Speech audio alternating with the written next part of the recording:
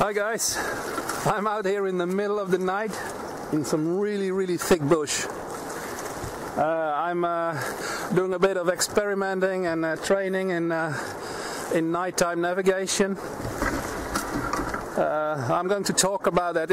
I tried to film earlier on, but filming the stars is like almost impossible. You don't see the stars, so I couldn't really demonstrate the things that I was doing.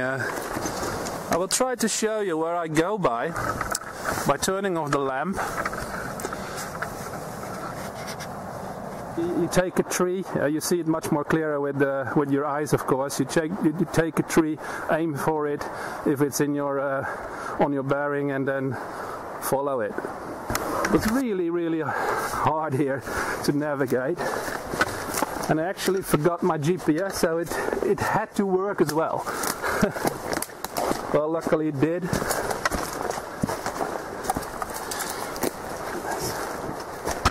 Right. Put some more light on here.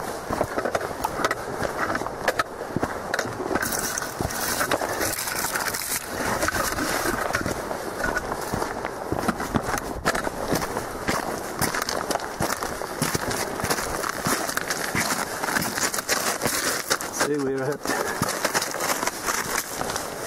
the shore of this river here.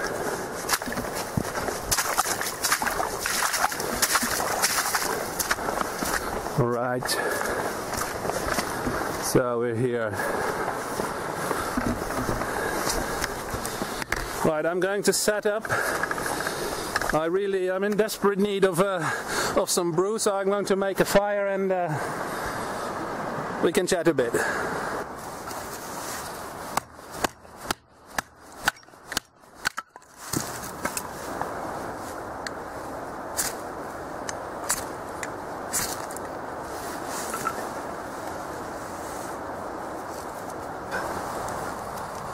Right, so the tea is on. I'm sitting a bit in the smoke right now. It's been an absolute fantastic evening. The image might be a bit shocky because I have it on night vision. So what I tried to do today was to, first of all, use my compass in navigating the woods in the pitch dark. And you can actually do that. If you have clear sight of treetops contrasting against the sky, you can keep your bearing, and that works fine. Another great way that I noticed is once your eyes are accustomed to the dark, and that takes about everything between 15 minutes to 20 minutes. You will start to see the trails on the ground again. You see the animal trails. And following animal trails is always a good thing, especially the moose trails. That they usually take the easiest path that there is. Of course, you have to keep slightly in mind where you're going, and that the trails are actually going in your direction. But so that works really nice, and that's why I have this headlamp. I don't use the white a lot.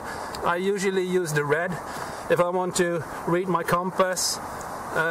Because red light doesn't disturb your eyes when they have been accustomed to the darkness.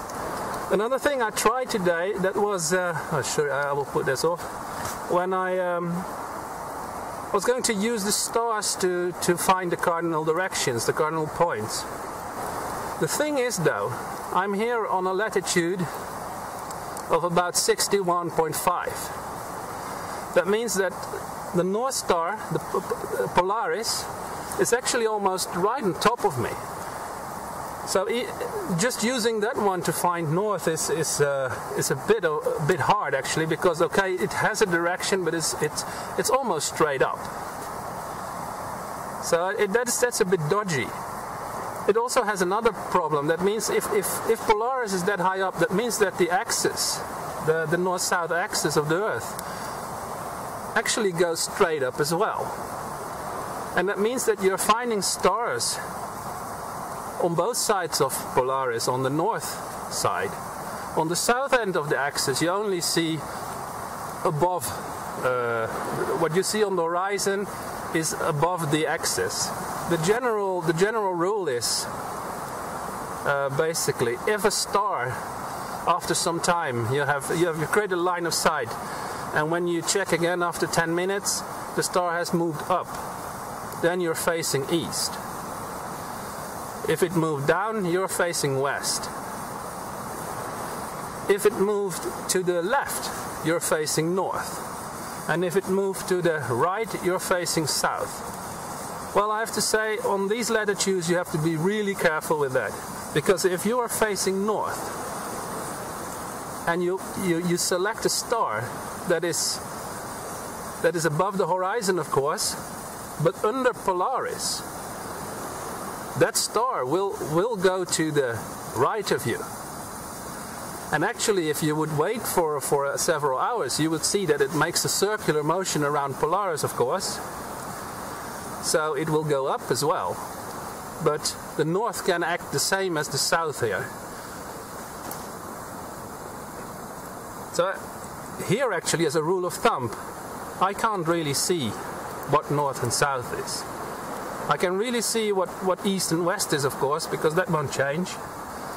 But north and south is pretty hard. I know that most all of the stars that I have to the north will be under Polaris. So that's a bit hard, really. It's better to actually check out where the constellations are. Ursa Major is always on the north, and it will turn around, like what I said, the circle around Polaris.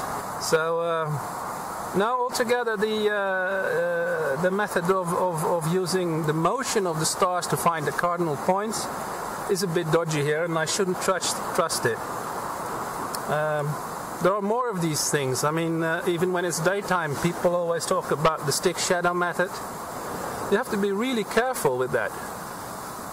On these latitudes, in the summer, the sun will actually go past west. It will set somewhere in the northwest.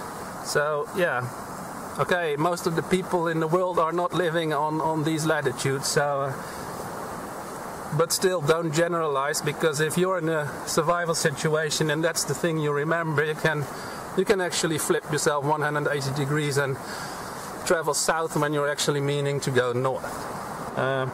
But yeah, use with caution and knowledge. Okay? If you have the knowledge, if you know your sky, you can use it, and you can actually filter out these problems by knowing, okay, it's under Polaris or above, or I know that is east or west, because it goes up or down. But don't fully rely on all these tricks that you see, learn, and that you read about, that they are actually working everywhere in the world. 1:45 a.m. and it's the 17th of September, and it's below zero.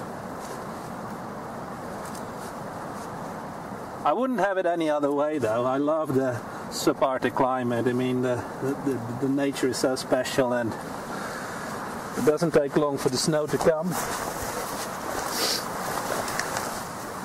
And then I can start doing something with the dogs. So guys, I hope you found it interesting. There wasn't much to see. I hope what I told you gave you some information, and see you guys all in the next film. Bye bye.